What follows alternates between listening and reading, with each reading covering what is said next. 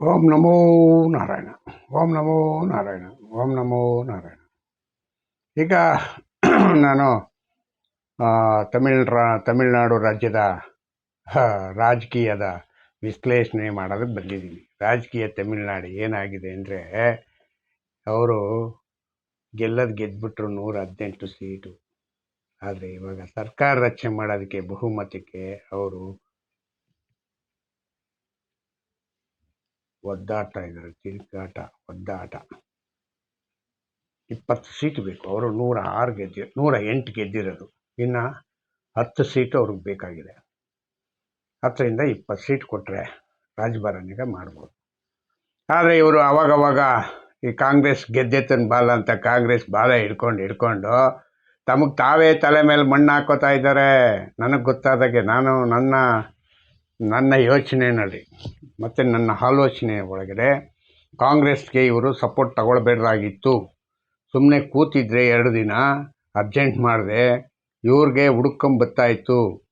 ಇವ್ರನ್ನೇ ಹುಡ್ಕೊಂಬರೋ ಅಂಥ ದಿನ ಬರ್ತಾ ಇದ್ದಿದ್ದೀಗ ಕಳ್ಕೊಂಡ್ರು ಮಿಸ್ಟರ್ ವಿಜಯ್ ಜೋಸಫ್ಗೆ ಬುದ್ಧಿ ಇಲ್ಲ ಅಂತಲ್ಲ, ಇದೆ. ಆದರೆ ಸ್ವಲ್ಪ ಆತುರದಿಂದ ನಿರ್ಧಾರಗಳು ತಗೋತಾ ಇದ್ದಾರೆ. ಆ ಆತುರ ನಿರ್ಧಾರನಿಗೆ ಬಿಟ್ಟರೆ ತುಂಬ ಒಳ್ಳೆಯದು.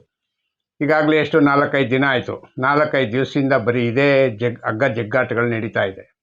ಯಾವುದೋ ಸಪೋರ್ಟ್ದು ಕಾಂಗ್ರೆಸ್ ಅಂತೆ, CPI ಅಂತೆ, ಮತ್ತು ಯಾವುದೋ MNV ಅಂತೆ, ಯಾವುದೋ ಇನ್ನೊಂದು ಮುಸ್ಲಿಂ ಲೀಗ್ ಅಂತೆ. ಇವರೆಲ್ಲರನ್ನೂ ಕೊಡ್ತೀನಿ ಅಂತ ಈ ಕಡೆ ಹೇಳೋದು, ಆ ಕಡೆ ಹೋಗ್ಬಿಟ್ಟು ಕೊಡಲ್ಲ ಅಂತ ಹೇಳೋದು. ಇದು ಎಂಥದ್ರಿ ನ್ಯಾಯ? ಕೊಡ್ತೀನಿ ಕೊಡಬೇಕು, ಇಲ್ಲ ಅಂದರೆ ಇಲ್ಲ ಅಂತ ಹೇಳಬೇಕು. ಯಾಕೆ ಅಪ್ಪನಿಗ ವಿಜಯನಿಗೆ ಸತಾಯಿಸೋದು? ಕಾಂಗ್ರೆಸ್ ಯಾವಾಗಲೂ ಅಷ್ಟೇ. ಕಾಂಗ್ರೆಸ್ ಜೊತೆಯಲ್ಲಿ ಇರ್ತಕ್ಕಂಥ ಪಾರ್ಟಿಗಳೆಲ್ಲ ಬ್ಲ್ಯಾಕ್ ಮೇಲ್ ಪಾರ್ಟಿ ಅಂತ ಗೊತ್ತಾಗಬೇಕು. ಯಾರಿಗೆ? ವಿಜಯ್ಗೆ. ಈ ಬ್ಲ್ಯಾಕ್ ಮೇಲ್ ಮಾಡೋದ್ರಿಂದ ದೇಶಕ್ಕೆ ಒಳ್ಳೇದಂತೂ ಆಗಲ್ಲ. ಯಾಕೆ ಅಂತಂದರೆ ಇವ್ರಿಗೆ ಇಷ್ಟ ಬಂದಿದ್ದ ಖಾತೆಗಳು ಕೊಟ್ಬಿಟ್ರೆ, ಇವ್ರಿಗೆ ಇಷ್ಟ ಬಂದಿದ್ದನ್ನೇ ಎಲ್ಲ ಆಯ್ಕೆ ಮಾಡಿ ಕೊಟ್ಬಿಟ್ರೆ 118 ಜನ ಗೆದ್ದಿರ್ತಕ್ಕಂಥ ಪಕ್ಷದಲ್ಲಿ ಇರ್ತಕ್ಕಂಥವ್ರಿಗೆ ಏನು ಕೊಡ್ತೀರಾ? ಇವರೊಂದು 10 ಜನ ಬರ್ತಾರೆ. 10 ಜನಕ್ಕೂ 10 ಪೋಸ್ಟ್ ಕೊಟ್ಬಿಟ್ರೆ ಇನ್ನೊಂದು 30 ಸೀಟ್ 24 ಬರ್ತದೆ. 24ರಲ್ಲಿ 200 ಜನ ಹಂಚ್ಕೋಬೇಕು. ಇದೆಷ್ಟು ಮಟ್ಟಿಗೆ ನ್ಯಾಯ ನೋಡ್ರಿ ಇದು? ಏನ್ರಿ ಯಾವಾಗ ನೋಡು ದುಂಡಾವರ್ತಿಯಿಂದನೇ ಮಾಡೋದ ಈ ಕಾಂಗ್ರೆಸ್ನವರು?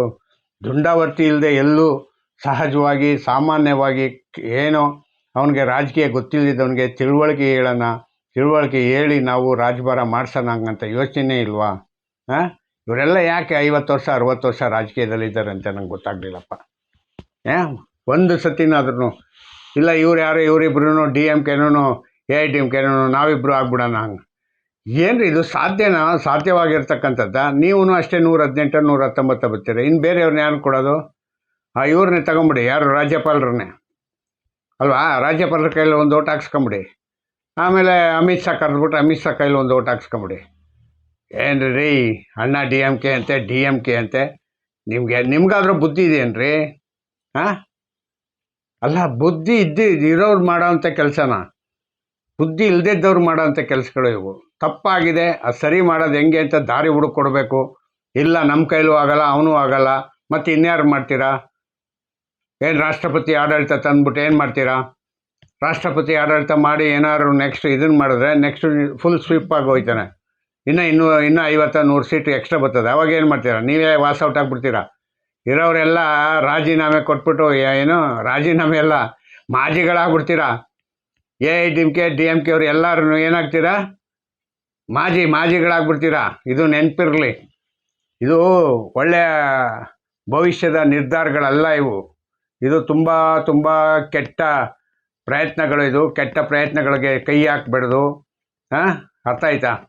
ಅವ್ನಿಗೆ ಅಧಿಕಾರ ಮಾಡೋಕ್ಕೆ ಬಿಡ್ರಿ. ಫಸ್ಟು ಅಧಿಕಾರ ಮಾಡಲಿ. ಅಧಿಕಾರ ಮಾಡಾದ್ಮೇಲೆ ಹೌದಪ್ಪ ಹಿಂಗಲ್ಲ ಹಿಂಗೆ ಅಂತ ಹೇಳ್ಬೇಕು. ಮತ್ತು ಎರಡನೇದು, ಸುವೇಂದು ಅಧಿಕಾರಿ ಇವತ್ತು ಮುಖ್ಯಮಂತ್ರಿ ಪ್ರಮಾಣ ವಚನ ಸ್ವೀಕಾರ ಮಾಡಿದ್ದಾರೆ. ವೆಸ್ಟ್ ಬೆಂಗಾಲ್ನ ಮುಖ್ಯಮಂತ್ರಿಯಾಗಿ ಸುವೇಂದು ಅಧಿಕಾರಿ BJPಯ ಅತ್ಯುತ್ತಮ ನಾಯಕ. ಅತ್ಯುತ್ತಮ ಅನ್ನೋದಕ್ಕಿಂತ ಹೆಚ್ಚಾಗಿ ಅದೃಷ್ಟ ಒಲಿದ ಅಧಿಕಾರಿ ವೆಸ್ಟ್ ಬೆಂಗಾಳಲ್ಲಿ. ಸತ್ಯನೇ ಅದು. ಅದೃಷ್ಟ ಇಲ್ಲ ಅಂದರೆ ಆಗಲ್ಲ. ಅವರು ಮುಖ್ಯಮಂತ್ರಿ ಆಗ್ತಾಯಿದ್ದಾರೆ. ಮತ್ತು ಇಲ್ಲಿ ಕರ್ನಾಟಕದಲ್ಲಿ ಬಿ ಎಸ್ ಯಡಿಯೂರಪ್ಪನವರು 50 ವರ್ಷದ ಕಾರ್ಯಕ್ರಮ ಮಾಡ್ತಾ ಇದ್ದಾರೆ. ಇವರು 50 ವರ್ಷ ರಾಜಕೀಯಕ್ಕೆ ಬಂದು ಈಗ ಅವ್ರಿಗೆ ಬೀಳ್ಕೊಡುಗೆ ಕೊಡ್ತಾ ಇದ್ದಾರೆ. ಎಲ್ಲ ಪಾರ್ಟಿನ ಎಲ್ಲ ನಾಯಕರು ಸೇರಿ ಸುಮಾರು 10 ಲಕ್ಷ ಜನ ಸೇರ್ತಾರೆ ಅಂತ ಊಹೆ ಮಾಡ್ಕೊಂಡಿದ್ದಾರೆ. ಈಗಾಗಲೇ ಚಿತ್ರದುರ್ಗದಲ್ಲಿ ದೊಡ್ಡ ಬೃಹತ್ ಮೆರವಣಿಗೆ ನಡೀತಾ ಇದೆ. ಆವಾಗವಾಗ ಪ್ರೋಗ್ರಾಮ್ಗಳು ನಡೀತಾ ಇದ್ದಾವೆ. ಮಧ್ಯಾಹ್ನ 3 ಗಂಟೆಗೆ ಅಮಿತ್ ಶಾ ಬರೋವರೆಗೂ ಈ ಪ್ರೋಗ್ರಾಮು ಹಂಗೆ ನಡೀತಾ ಇರ್ತದೆ. ಎಲ್ಲ ಮೇಳಗಳು ಇದರಿಂದ ಹಿಡಿದು ನಾಗರಿಕ ಕುಶಲ ಕಾರ್ಮಿಕರ ಇದನ್ನು ಮೇಳಗಳನ್ನು ಕರೆಸಿದ್ದಾರೆ. ಅರ್ಥ ಆಯ್ತಾ? ಜನಪದ ಗೀತೆನಿಗೆ ಆಡಿಸ್ತಾ ಇದ್ದಾರೆ. ತುಂಬ ವರ್ಷಕ್ಕೊಂದ್ಸತಿ ಇಂಥದ್ದು ಕಾರ್ಯಕ್ರಮ ಆವಾಗವಾಗ ನಡಿಬೇಕು. ಯಾಕೆಂತಂದರೆ ಅಲ್ಲಿರ್ತಕ್ಕಂಥ ಕಲಾವಿದರಿಗೆ ಆವಾಗವಾಗ ಸಂಬಳ ಸಿಕ್ದಂಗೆ ಆಗುತ್ತೆ, ಅವ್ರ ಜೀವನಕ್ಕೆ ಅನುಕೂಲ ಆಗುತ್ತೆ. ಇದಕ್ಕೋಸ್ಕರವಾಗಿ ಇವರು ಈ ಥರ ಕಾರ್ಯಕ್ರಮ ಮಾಡೋದ್ರಿಂದ ತುಂಬ ಒಳ್ಳೆಯದು ಅಂತ ನಾನು ಅನ್ಕೋತೀನಿ. ಇದರಿಂದ ಲಕ್ಷಾಂತರ ಜನಕ್ಕೆ ಅನುಕೂಲ ಆಗುತ್ತೆ. ಬೀದಿ ಬದಿ ವ್ಯಾಪಾರಿಗಳಿಗೆ ಅನುಕೂಲ ಆಗುತ್ತೆ. ಮತ್ತು ಅಲ್ಲಿರ್ತಕ್ಕಂಥ ಲೋಕಲ್ ಏರಿಯಾ ಎಮ್ ಎಲ್ ಎಗಳು ಅಂತೀನಿ, ಅಲ್ಲಿರ್ತಕ್ಕಂಥ ಅಂಗಡಿ ಮುಗ್ಗಟ್ಟುಗಳಿಗೆ ವ್ಯಾಪಾರ ಆಗುತ್ತೆ.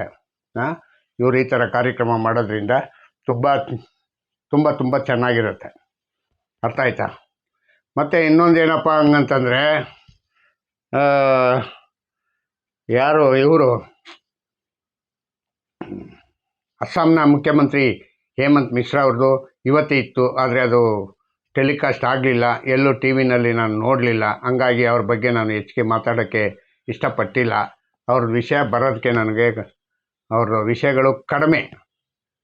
ಗೊತ್ತಾಯ್ತಾ? ಹೇಮಂತ್ ಮಿಶ್ರಾ ಅವ್ರದ್ದು ಕೇರಳದಲ್ಲೂ ಕೂಡ ಅಷ್ಟೇ. ಕೇರಳದಲ್ಲಿ ಅವರು 11ನೇ ತಾರೀಕು ಇಕ್ಕೊಂಡವ್ರಂತೆ. ಮತ್ತು ಪಾಂಡಿಚೇರಿ ಯಾವತ್ತು ಇಕ್ಕೊಂಡವ್ರೋ ಗೊತ್ತಿಲ್ಲ. ಪಂಚರಾಜ್ಯಗಳಲ್ಲಿ 2 ಮಾತ್ರ ಇವತ್ತು ತೋರಿಸ್ತಾ ಇದ್ದಾರೆ. ಒಂದು ಹಳಸೋಗಿರೋ ಅನ್ನ ಆದಂಗೆ ಆಗ್ಬಿಟ್ಟೈತೆ. ಯಾವುದು? ತಮಿಳ್ನಾಡು ಹಳಸೋಗ್ಬಿಟ್ಟಿದೆ.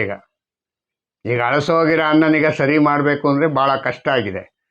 118 ಸೀಟು, 118 ಸೀಟ್ ಬೇಕು. ಆದರೆ ಇವ್ರ ಹತ್ರ ಇರೋದು 108 ಇರೋದ್ರಿಂದ ಇನ್ನೂ 10 ಜನ ಬೇಕಾಗಿದೆ.